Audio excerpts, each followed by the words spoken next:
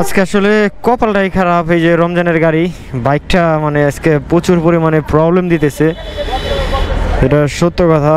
এই বাইকের হচ্ছে গিয়া কুল্যান্ডের ওয়েল সিল গেছে গা, ইঞ্জিনের সাথে মোবিলটা মিক্স হয়ে যায়।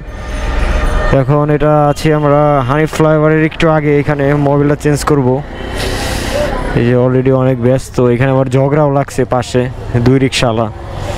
ভাবলাম গাড়িটা নতুন লুক দিছি আজকে একটু টান মুড়া দুরা, কিন্তু এটা হচ্ছে মোবিলের অবস্থা। মোবিল পুরাই গাদ, একবারে ওয়েল সিল চলে গেছে কুল্যান্টের। রমজানের গাড়িটা টানের চোদনে, এটার কি কম অত্যাচার করো মিয়া তুমি?